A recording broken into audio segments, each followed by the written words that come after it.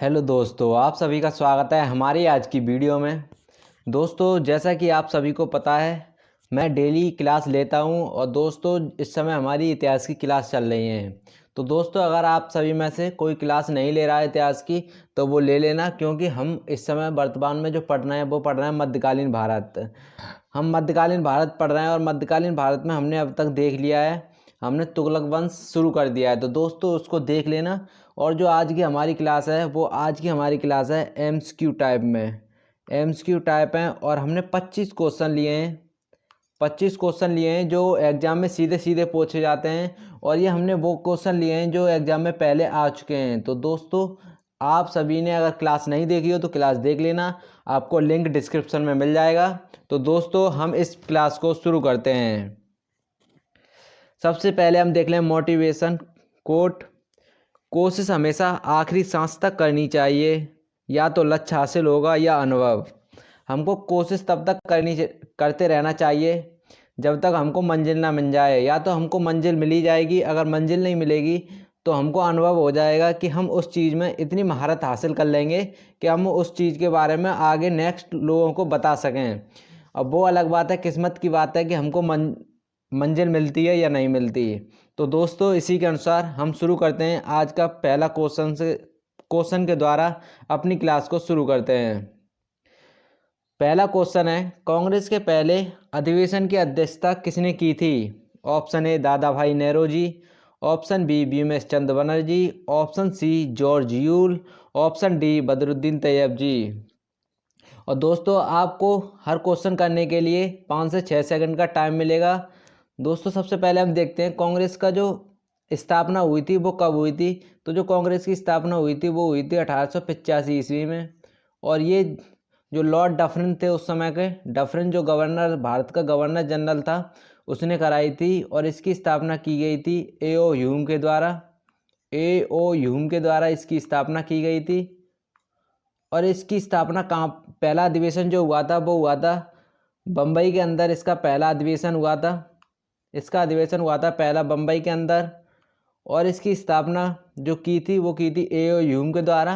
और उस समय जो गवर्नर जनरल था वो था लॉर्ड डफरिन। तो दोस्तों, इसका जो आंसर सही है, इसका आंसर सही है ऑप्शन बी, भूमेश चंद्र बनर्जी के द्वारा पहले अधिवेशन की अध्यक्षता की गई थी, जो अधिवेशन 1885 ईस्वी में बम्बई के अंदर हुआ था। अब हम देखते हैं नेक्स्ट क्वेश्चन। दूसरा क्वेश्चन है, भारत का पहला वायसराय कौन था?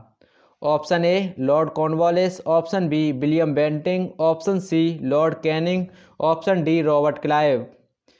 तो दोस्तों, जैसा कि आप सभी को पता है, बंगाल का पहला गवर्नर था रॉबर्ट क्लाइव, था पहला गवर्नर बंगाल का। और यही बाद में रॉबर्ट क्लाइव बंगाल का पहला गवर्नर बना। बाद में जब 1757 की लड़ाई हुई थी तो इसी ने जीती थी। तो जो भारत का पहला वायसराय है वो वायसराय था लॉर्ड कैनिंग, भारत का पहला वायसराय था।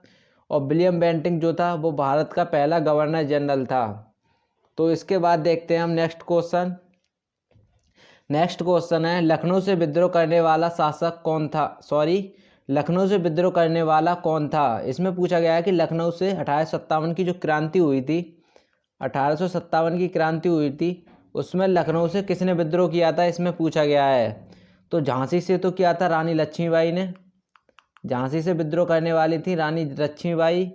बिहार से विद्रोह जो किया था वो किया था कुंवर सिंह ने, बिहार से विद्रोह किया था कुंवर सिंह ने। बेगम हजरत महल ने किया था लखनऊ से। इसका जो सही आंसर है ऑप्शन सी, बेगम हजरत महल इसका सही आंसर है। और जो नाना साहब और तात्या टोपे ने ये किया था कानपुर से। तो जो इसका सही आंसर है, इसका सही आंसर है ऑप्शन सी, बेगम हजरत महल। आगे क्वेश्चन देखते हैं नेक्स्ट। प्लासी का युद्ध कब हुआ था? ऑप्शन ए 1757 ईस्वी में, ऑप्शन बी 1764 ईस्वी में, ऑप्शन सी 1717 ईस्वी में, ऑप्शन डी 1857 ईस्वी में। तो दोस्तों, ये जो युद्ध है प्लासी का युद्ध, ये हुआ था 1757 ईस्वी में। और ये कौन कौन के बीच लड़ा गया था? तो ये लड़ा गया था अंग्रेज जो ब्रिटिश कंपनी थी उसके बीच, ब्रिटिश कंपनी और सिराजुद्दौला के बीच ये वाला लड़ाई लड़ी गई थी, सिराजुद्दौला के बीच लड़ी गई थी। और ये बंगाल का उस समय उस समय बंगाल का ये नवाब था और इन दोनों के बीच में ये लड़ाई लड़ी गई थी। आगे नेक्स्ट क्वेश्चन देखते हैं हम। रोलेक्ट एक्ट भारत में कब आया था? Option A 1919, option B 1921, option C 1922, option D 1928। तो जो इसका सही आंसर है, इसका सही आंसर है ऑप्शन ए, रोलेक्ट एक्ट 1919 में भारत आया था। और ये रोलेक्ट एक्ट भारत में आने की क्या ज़रूरत पड़ी थी? तो जो पहले था ब्रिटिश शासन हम पर लागू था, तो इसमें ब्रिटिश जो कंपनी थी वो हम पर शासन कर रही थी। लेकिन जैसे ही 1857 की क्रांति होती है, उसके बाद हम पर जो भारत के ऊपर शासन आ जाता है वो क्राउन का शासन आ जाता है। मतलब जो ब्रिटिश की रानी थी उसका सीधा शासन भारत के अंदर आ जाता है। तो जब भारत के अंदर ब्रिटिश शासन, क्राउन का शासन शुरू हो जाता है, तो जो ब्रिटिश क्राउन है उनको ऐसा लगता है कि भारत के अंदर कुछ सुविधाएं दी जानी चाहिए और कुछ सुधार किए जाने चाहिए। तो इन्हीं सुधारों के लिए जो ब्रिटिश की संसद थी उससे पास होकर एक्ट आना शुरू हो गए थे। तो इन्हीं को जो पहला एक्ट आया था उसी को बोलते हैं रोलेक्ट एक्ट 1919। आगे क्वेश्चन देखते हैं। आ गया वेदों की ओर लौटो नारा किसने दिया था? Option A Mahatma Gandhi, option B Swami Vivekananda, option C Swami Dayanand Saraswati, option D Raja Ram Mohan Roy. तो सबसे पहले देखते हैं महात्मा गांधी। ये महात्मा गांधी 9 जनवरी 1915 को अफ्रीका से भारत लौटकर आए थे। और इसी दिन, जिस दिन लौटकर आए थे, इसी दिन से भारत के अंदर प्रवासी भारतीय दिवस मनाया जाता है। तो दोस्तों, इसी दिन से भारत के अंदर मनाया जाता है प्रवासी भारतीय दिवस। प्रवासी भारतीय दिवस भी 9 जनवरी को मनाया जाता है। और स्वामी विवेकानंद ने, इन्होंने, ये स्वामी विवेकानंद जी। इसके बाद देखते हैं ऑप्शन सी स्वामी दयानंद सरस्वती के द्वारा वेदों की ओर लौटो नारा दिया गया था। और इन्हीं ने, स्वामी जो दयानंद सरस्वती हैं, इन्हीं ने आर्य समाज की स्थापना भी की थी। आर्य समाज की स्थापना की थी स्वामी दयानंद सरस्वती के द्वारा। और ऑप्शन डी राजा राम मोहन राय द्वारा, इनके द्वारा स्थापना की गई थी ब्रह्म समाज की। तो हमने देखा इसमें कि महात्मा गांधी 9 जनवरी 1915 को भारत आते हैं लौटकर, और इसी दिन से प्रवासी भारतीय दिवस मनाया जाता है भारत के अंदर। हमने इसको देखा। फिर इसके बाद हमने देखा जो स्वामी विवेकानंद हैं, ये, इनके बारे में देखा हमने। फिर इसके बाद देखा हमने स्वामी दयानंद सरस्वती, यही आर्य समाज की स्थापना करते हैं और इन्हीं के द्वारा ही नारा दिया जाता है कि वेदों की ओर लौटो नारा दिया गया था स्वामी दयानंद सरस्वती के द्वारा। तो इसका जो आंसर सही है, इसका आंसर सही है ऑप्शन सी, इसका सही आंसर है। और राजा राम मोहन राय, इन्होंने ब्रह्म समाज की स्थापना की थी। और इनके द्वारा ही इनके जो प्रयास थे समाज सुधारक के रूप में, इन्होंने सती प्रथा का जो विरोध किया था। इसी वजह से 1829 ईस्वी में सती प्रथा को बैन किया गया था। आगे नेक्स्ट क्वेश्चन देखते हैं हम। आगे नेक्स्ट क्वेश्चन है, कांग्रेस का कराची 1931 अधिवेशन की अध्यक्षता किसने की थी? Option A Ras Bihari Bose, option B Ambika Charan Majumdar, option C Jawaharlal Nehru, option D Sardar Vallabhbhai Patel. तो जो कांग्रेस का कराची अधिवेशन 1931 है, इसी अधिवेशन के अंदर पहली बार भारत में मौलिक अधिकारों की लिखित रूप में मांग की गई थी। मौलिक अधिकार जो हैं उनकी लिखित रूप में मांग की गई थी। एग्जाम में पूछा जाता है कि जो मौलिक अधिकार है उनकी लिखित रूप में किस अधिवेशन में मांग की गई थी? तो ये था कांग्रेस का जो कराची अधिवेशन है 1931 ईस्वी में, इसमें मौलिक अधिकारों की मांग की गई थी। तो ऐसा क्यों हुआ था? तो द्वितीय गोलमेज सम्मेलन इंग्लैंड के अंदर हुआ था 1931 ईस्वी में। तो उसमें महात्मा गांधी ने पार्टिसिपेट किया था और उसी पार्टिसिपेट में महात्मा गांधी के द्वारा मौलिक अधिकारों की मांग की गई थी। जो कांग्रेस के अंदर, जो इंग्लैंड के अंदर पार्टिसिपेट किया था उन्होंने गोलमेज सम्मेलन में। तो जो इसका सही आंसर है, कांग्रेस का कराची अधिवेशन की अध्यक्षता की गई थी सरदार वल्लभ भाई पटेल के द्वारा, इसकी अध्यक्षता की गई थी। और इसी अधिवेशन की अध्यक्षता की थी। इसी अधिवेशन में पहली बार लिखित मौलिक अधिकार की मांग की गई थी। तो हमने ये समझ लिया। अब देखते हैं नेक्स्ट क्वेश्चन है, हड़प की नीति किसने शुरू की थी? Option A Lord Mountbatten, option B Lord Dalhousie, option C Robert Clive, option D Lord Hardinge. तो जो हड़प की नीति है, ये हड़प की नीति चलाई गई थी लॉर्ड डलहौजी के द्वारा। तो हम लॉर्ड डलहौजी के बारे में देखेंगे। इसी ने डाक सेवा की शुरुआत की थी भारत के अंदर। इसी ने डाक सेवा की शुरुआत की थी भारत के अंदर। डाक सेवा की शुरुआत किसने की गई, एग्जाम में पूछा जाता है। तो हड़प की नीति जिसने चलाई थी, मतलब लॉर्ड डलहौजी के द्वारा ही डाक सेवा शुरुआत की गई थी। और इसी ने ट्रेन की स्थापना की थी, मतलब भारत के अंदर ट्रेन चलाने का श्रेय किसको जाता है, तो वो जाता है लॉर्ड डलहौजी को। और भारत के अंदर ट्रेन कब चलाई गई थी, तो ये चलाई गई थी 1854 ईस्वी में भारत के अंदर ट्रेन चलाई गई थी। और ये ट्रेन कहाँ से कहाँ तक चलाई गई थी, तो ये पहली जो ट्रेन चली थी वो चली थी मुंबई और थाने के बीच में। इसकी लंबाई कितनी है ये पूछा जाता है, कितने बीच के अंदर कितने किलोमीटर में चलाई गई थी, तो ये चलाई गई थी 34 किलोमीटर के अंदर ये ट्रेन चलाई गई थी मुंबई टू थाने के बीच में। आगे क्वेश्चन देखते हैं हम। नेक्स्ट क्वेश्चन है, कांग्रेस का एकमात्र अधिवेशन जिसकी गांधी जी ने अध्यक्षता की थी। इसमें पूछा गया है कि कांग्रेस का जो एकमात्र अधिवेशन था जिसमें गांधी जी ने केवल अध्यक्षता की थी, तो वो अधिवेशन कौन सा है। तो जब 1920 ईस्वी में गांधी जी ने असहयोग आंदोलन शुरू किया था, जब जलियांवाला बाग हत्याकांड हुआ था, उसके बाद 1920 ईस्वी में गांधी जी के द्वारा असहयोग आंदोलन शुरू किया गया। कौन सा असहयोग आंदोलन शुरू किया गया।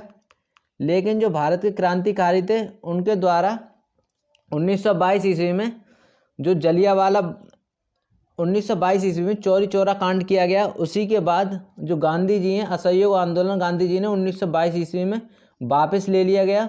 और जब गांधी जी ने असहयोग आंदोलन वापस लिया तो भारत की जनता और ज़्यादा बेकाबू हो गई। लेकिन महात्मा गांधी जी को जो ब्रिटिश शासन था उसने गिरफ्तार कर लिया और उनको जेल में भेज दिया। तब 1922 ईस्वी में जब इनको जेल में भेजा गया, तो जब गांधी जी को छोड़ा गया था 1924 ईस्वी के अंदर, तो इनको 24 में जब छोड़ा गया था, तो इनको उसी वर्ष में जो कांग्रेस की अध्यक्षता की गई थी वो गांधी जी के द्वारा की गई थी 1924 ईस्वी में। और ये किस जगह पर हुआ था, तो ये हुआ था बेलग्राम के अंदर ये वाला अधिवेशन हुआ था। और ये एकमात्र अधिवेशन है जो गांव के अंदर किया गया था। तो इसको ध्यान रखना, एग्जाम में पूछ लिया जाता है कि कांग्रेस की जो एकमात्र अध्यक्षता है गांधी जी के द्वारा की गई थी वो कब की गई थी, तो वो की गई थी 1924 ईस्वी में। इसको ध्यान रखना आप सभी। अब देखते हैं नेक्स्ट क्वेश्चन है, कांग्रेस की स्थापना कब हुई थी। Option A 1884, option B 1885, option C 1886, option D 1887। जैसा कि हमने अभी देखा था शुरू में ही, कांग्रेस की स्थापना जो है वो ए.ओ. ह्यूम के द्वारा की जाती है। किसके द्वारा, ए.ओ. ह्यूम। और ये कौन होता है, तो ये एक ब्रिटिश अधिकारी होता है जिसके द्वारा की जाती है। और जब कांग्रेस की स्थापना होती है उस समय भारत का गवर्नर जनरल कौन था, तो वो था डफरिन, लॉर्ड डफरिन था उस समय गवर्नर जनरल। एग्जाम में पूछा जाता है कि जब कांग्रेस की स्थापना हुई थी तो उस समय गवर्नर जनरल कौन था, तो वो था लॉर्ड डफरिन। और लॉर्ड डफरिन का जो समय काल था वो था 1884 से 1888 के बीच में इसका समय काल था। 1884 से 1888 के बीच में इसका समय काल था। और इसी के बीच में कांग्रेस की स्थापना की गई थी। लॉर्ड डफरिन ने कहा था ए.ओ. ह्यूम से कि ये भारत के जितने भी पढ़े लिखे लोग हैं उनको एकत्रित करे और इकट्ठा कर एक गुट बनाए। तो इसी के द्वारा इन्होंने कांग्रेस की स्थापना की। और ये स्थापना हुई थी 1885 ईस्वी में। अगर दोस्तों आप सभी को ये वीडियो अच्छी लग रही हो और आपको लग रहा हो कि हमारे एग्जाम से संबंधित है, तो दोस्तों इसको ज़रूर लाइक और अपने दोस्तों के बीच में ज़रूर शेयर करना और चैनल को सब्सक्राइब जरूर करना है ना, जिससे कि आपको ऐसी वीडियो और हम डालें तो उसका नोटिफिकेशन आपको मिलता रहे। तो दोस्तों नेक्स्ट क्वेश्चन देखते हैं। अब हम नेक्स्ट क्वेश्चन है, चांदी का सिक्का किसने शुरू किया। इसमें पूछा गया है कि जो चांदी के सिक्के थे वो किसने चलाए थे। Option A Akbar, option B Babur, option C Sher Shah, option D Shah Jahan. तो जो चांदी के सिक्के थे वो चांदी के सिक्के चलवाए गए थे। चांदी के सिक्के में चांदी का रुपया चलवाया गया था शेरशाह सूरी के द्वारा। और तांबे का चलवाया गया था टका। तांबे का टका चलाया गया था, इसी के द्वारा तांबे का टका चलाया गया था। और जो वर्तमान में रुपया चल रहा है वो शेरशाह सूरी के द्वारा चलाया गया रुपया ही वर्तमान में चल रहा है। और जो वर्तमान रुपया है इसका सिंबल कौन ने दिया था, तो ये जो सिंबल है वो दिया गया था डी उदय कुमार के द्वारा। ये वाला सिंबल दिया गया था डी उदय कुमार। इसको ध्यान रखना, एग्जाम में पूछ लिया जाता है कि जो भारत का वर्तमान में सिंबल है इस सिंबल को कौन ने दिया था, तो ये जो डी उदय कुमार है इनके द्वारा इस सिंबल बनाया गया था, और ये एक IITian है। और ये कब बनाया गया था? ये बनाया गया था 2010 ईस्वी के अंदर, 2010 सन में बनाया गया था। तो इसका जो सही आंसर है, इसका सही आंसर है ऑप्शन सी, शेरशाह के द्वारा। जो शेरशाह सूरी है, जो सूरी वंश की स्थापना करता है, ये सूरी वंश के द्वारा शुरू किया था। अब देखते हैं नेक्स्ट क्वेश्चन। नेक्स्ट क्वेश्चन है, चौसा का युद्ध कब हुआ था? Option A 1540, option B 1539, option C 1526, option D 1991। तो चौसा का युद्ध कब हुआ था? इससे पहले हम देख लेते हैं कि चौसा का युद्ध कौन कौन के बीच हुआ था। तो जो चौसा का युद्ध है ये हुआ था हुमायूं और शेरशाह के बीच लड़ा गया था। ये युद्ध कौन के बीच? शेर खां के बीच। शेर खां का ही नाम चौसा के युद्ध के बाद ये उपाधि ले लेता है, शेरशाह की उपाधि ले लेता है। किसकी? शेरशाह की उपाधि ले लेता है, और इसी के बाद इसका नाम हो जाता है शेरशाह सूरी। तो जो चौसा का युद्ध है वो हुमायूं और शेरशाह सूरी के बीच में होता है। कौन कौन के बीच? ये होता है हुमायूं और शेरशाह सूरी के बीच। हुमायूं कौन है? तो हुमायूं बाबर का बेटा होता है और सेकंड मुगल भी होता है यही। और इस शेर खां इस पर आक्रमण कर देता है, और ये युद्ध होता है 1539 ईस्वी के अंदर। चौसा का युद्ध होता है, और इसी युद्ध में हुमायूं हार जाता है और शेर खां जीत जाता है। और इसी युद्ध को जीतने के बाद जो शेर खां है वो सूरी वंश की स्थापना कर देता है भारत के अंदर, और मुगल डायनेस्टी इसी में 15 साल के लिए मुगल डायनेस्टी में गैप आ जाता है। लेकिन हुमायूं जो है अपने गुजरात चला जाता है, और गुजरात अपने मित्र के पास जाकर वो वहाँ से दोबारा सेना इकट्ठा करता है। और सेना इकट्ठा करने के बाद 1540 ईस्वी में लड़ा जाता है कन्नौज या फिर बिलग्राम का युद्ध, और इस युद्ध में भी हुमायूं हार जाता है और शेरशाह सूरी इस युद्ध को भी जीत जाता है। तो अब हम देखते हैं नेक्स्ट क्वेश्चन। इस क्वेश्चन का जो आंसर सही है वो सही है ऑप्शन बी, 1539 ईस्वी में होता है चौसा का युद्ध। हुमायूं नामा किसने लिखी थी? Option A Humayun, option B Gulbadan Begum, option B Abdul Karim, option D Mir Jafar. सबसे पहले देखते हैं हम हुमायूं कौन था। तो ये हुमायूं है, ये हुमायूं जो मुगल काल था, मुगल काल में सेकंड बादशाह हुमायूं था। अब आप लोग बोलेंगे सर हमको याद नहीं रहता है कि नंबर से कैसे याद करें। तो इसकी एक ट्रिक है भाजशाह, इसकी ट्रिक है भाजशाह, इससे याद कर सकते हो आप। अब कैसे याद करोगे? तो देखो मैं बताता हूँ। बी से हो गया बाबर, एस से हो गया हुमायूं, ए से हो गया अकबर, जे से हो गया शाहजहां, जे से हो गया जहांगीर, एस से हो गया शाहजहां, ए से हो गया औरंगजेब। तो जो ये छह मुगल शासक हैं ये इम्पोर्टेंट है, और इनसे पूछा जाता है। कभी कभार इनका जो सीरीज है वो सीरीज में लगवा लिया जाता है कि अकबर से पहले कौन था या अकबर के बाद कौन था। तो आप अगर ये ट्रिक याद कर लेंगे भाषा वाली तो आपको आराम से याद हो जाएगा कि अकबर के बाद कौन था और हुमायूं के बाद कौन था। और ये हुमायूं का जो समयकाल होता है, हुमायूं का समयकाल होता है 1530 ईस्वी से 1540, और उसके बाद होता है 1555 ईस्वी से 1556। क्योंकि जो बीच में 15 साल का समय होता है उसमें सूरी वंश राज करती है भारत के अंदर। तो इसके हुमायूं के 2 समयकाल होते हैं। और अगर आप हमारे साथ जो इतिहास की क्लास है अगर उसको अटेम्प्ट कर रहे होंगे तो आपने इस इतिहास की जितने भी क्वेश्चन करा रहे हैं, मॉक पेपर कर रहे हैं, इसको अगर ये आप हमारी क्लास ले रहे होंगे तो इसमें से करीबन 60% क्वेश्चन सॉल्व कर रहे होंगे जो इतिहास के क्वेश्चन हैं। तो इसका जो सही आंसर है, इसका सही आंसर है गुलबदन बेगम। और गुलबदन बेगम हुमायूं की बहन होती है। कौन होती है? सिस्टर होती है गुलबदन बेगम। तो इसको भी आप सभी नोट कर लेना।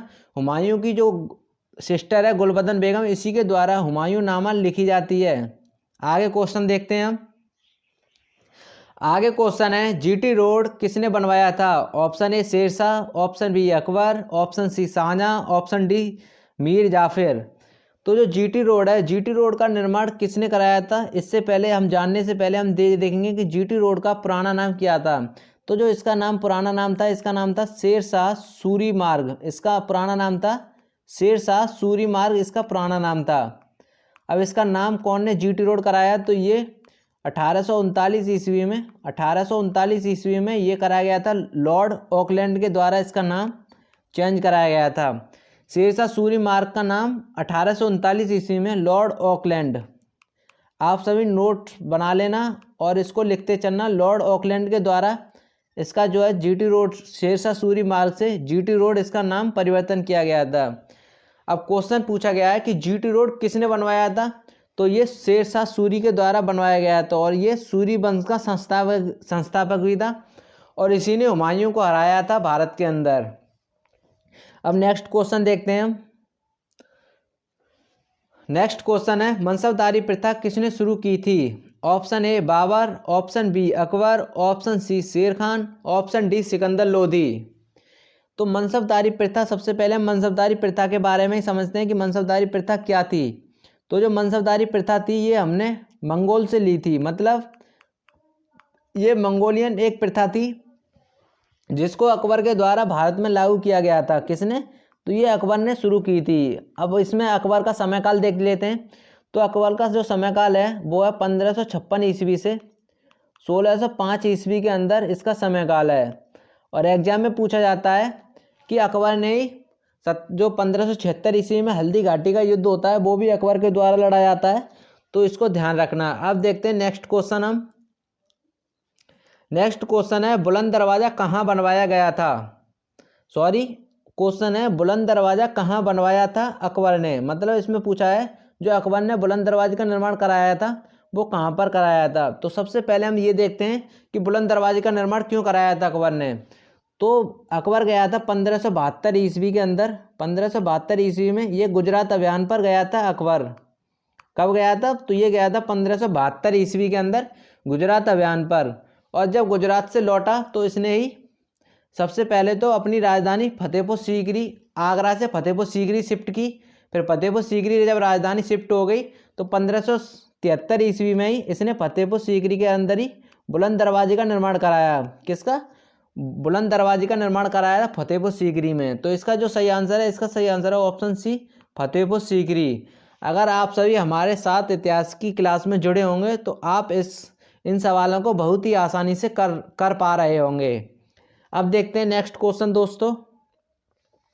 नेक्स्ट क्वेश्चन है दिल्ली की जामा मस्जिद का निर्माण किसने करवाया था। Option A Jahangir, option B Babur, option C Shah Jahan, option D Aurangzeb. तो सबसे पहले हम देखते हैं दिल्ली की जो जामा मस्जिद है वो दिल्ली में स्थित है। कहाँ पर है, दिल्ली के अंदर स्थित है दिल्ली की जामा मस्जिद। और ये क्यों इम्पोर्टेंट है, तो जो एसएससी के एग्ज़ाम होते हैं उसमें हमेशा रिपीट करती रहती है ये वाली जामा मस्जिद। तो इस वजह से ये इम्पोर्टेंट हो जाती है बहुत ज़्यादा कि जामा मस्जिद का निर्माण कौन ने कराया था। तो इसका जो निर्माण है वो शाहजहां के द्वारा कराया गया था। इसका निर्माण शाहजहां के द्वारा कराया गया था। और इसका शाहजहां का समयकाल कितना था, तो हम समयकाल लिख लेते हैं शाहजहां का। ये था 1627 ईस्वी से 1658 ईस्वी तक इसका समयकाल था। इसका समयकाल था 1627 ईस्वी से 1658 ईस्वी। और शाहजहां के समयकाल को ही इसको चित्रकला के लिए, जो चित्रकला इसके समय को ही स्वर्णकाल कहा जाता है। जो मूर्ति मतलब इमारतों के लिए इसके काल को स्वर्णकाल कहा जाता है। आगे क्वेश्चन देखते हैं हम नेक्स्ट। इसका क्वेश्चन है, नेक्स्ट क्वेश्चन है वास्को डी गामा भारत कब आया था। Option B 1488, option A 1488, option B 1498, option C 1502, option D 1599। तो जैसा कि दोस्तों आप सभी को पता है वास्को डी गामा को ही भारत खोजने का भी श्रेय जाता है। और वास्को डी गामा सबसे पहले भारत में समुद्र के रास्ते भारत आया था। और ये कहाँ पर आया था, तो ये केरल के कालीकट के जो तट है उस पर आया था। कौन सा, केरल का कालीकट के तट पर आया था सबसे पहले वास्को डी गामा। और ये कब आया था, तो ये आया था 1498 ईस्वी में। अब 1498 ईस्वी में जब वास्को डी गामा भारत आया था तो क्वेश्चन कुछ इस तरीके से भी पूछा जा सकता है आपसे कि जब वास्को डी गामा भारत आया था तो उस समय जो दिल्ली सल्तनत है, दिल्ली सल्तनत में कौन सा सुल्तान शासन चला रहा था। तो उस समय सिकंदर लोदी था, वो शासन चला रहा था दिल्ली सल्तनत के अंदर। कौन चला रहा था, सिकंदर लोदी। और सिकंदर लोदी के ही द्वारा आगरा शहर की भी स्थापना की जाती है। वो हम तब पढ़ते हैं जब हम दिल्ली सल्तनत देखते हैं। तो दोस्तों अब देखते हैं नेक्स्ट क्वेश्चन हम। नेक्स्ट क्वेश्चन है रामकृष्ण मिशन की स्थापना किसने की थी। Option A Raja Ram Mohan Roy, option B Dwarkanath, option C Swami Vivekananda, option D Swami Dayanand Saraswati.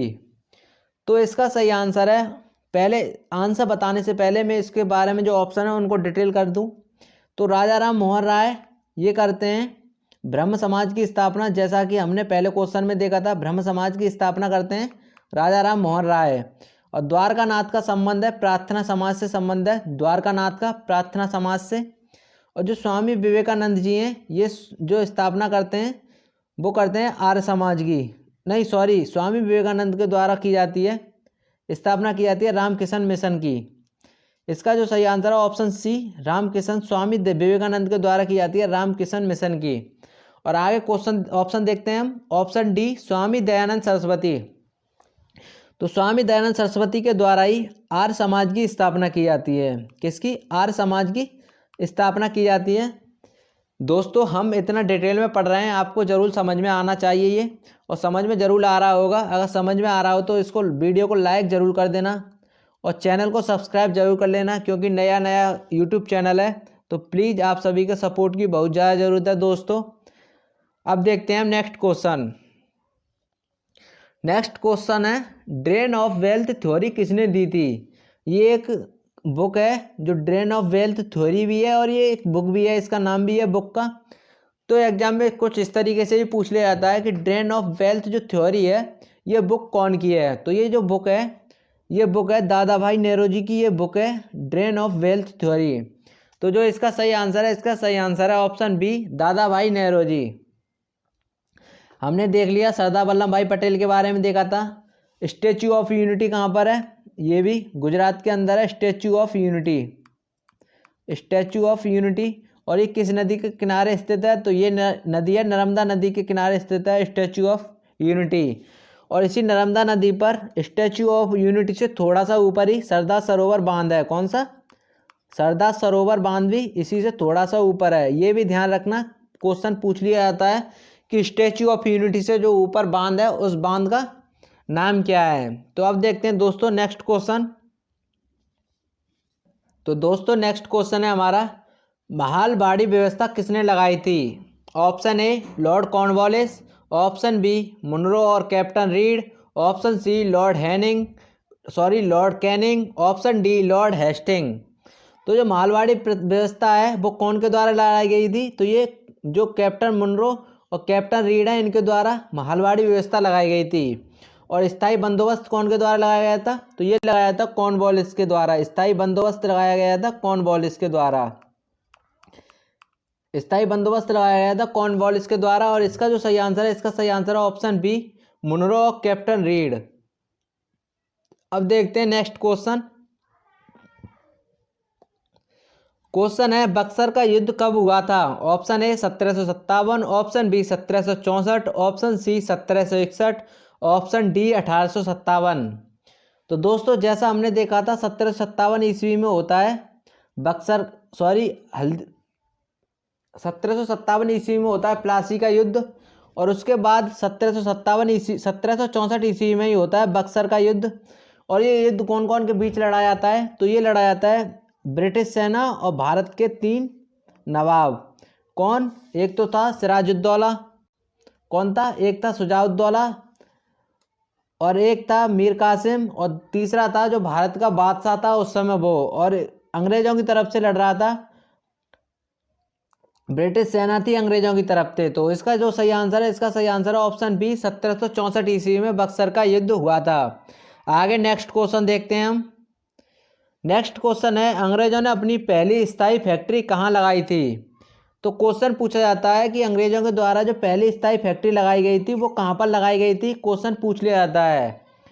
तो इसका ऑप्शन है option A Machilipatnam, option B Surat, option C Goa, option D Kolkata.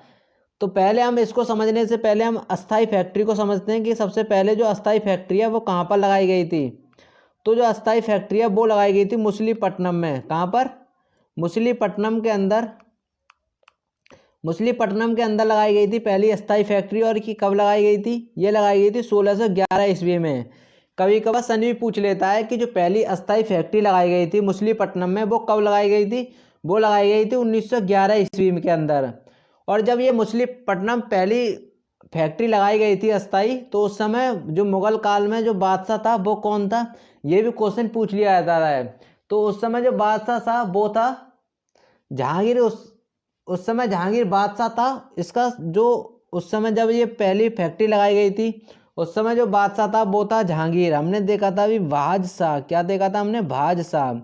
तो जहांगीर जो है, जहांगीर उस समय शासन कर रहा था जब इसकी फैक्ट्री लगाई गई थी। अब क्वेश्चन पूछा गया है इसमें कि जो पहली स्थायी फैक्ट्री है वो कहाँ पर लगाई गई थी, तो वो लगाई गई थी सूरत के अंदर। और ये सूरत के अंदर कब लगाई गई थी, तो ये लगाई गई थी 1613 ईस्वी के अंदर। मतलब 2 साल के बाद ही पहली फैक्ट्री लगाई गई थी सूरत में। तो इसको जो सही आंसर है, इसका सही आंसर है ऑप्शन बी, सूरत इसका सही आंसर है। अब देखते हैं हम नेक्स्ट क्वेश्चन। नेक्स्ट क्वेश्चन है आदि ग्रंथ या ग्रंथ गुरु ग्रंथ साहिब की स्थापना किसने की थी। ऑप्शन ए Guru Arjan Dev, option B Guru Nanak Dev ji, option C Guru Tegh Bahadur ji, option D गुरु गोविंद सिंह। तो जैसा कि आप हम सभी को पता है आदि ग्रंथ या गुरु ग्रंथ साहिब ये जो सरदार जी होते हैं, सरदार लोग होते हैं, मतलब सिख लोग होते हैं, उनका एक पवित्र किताब है आदि ग्रंथ।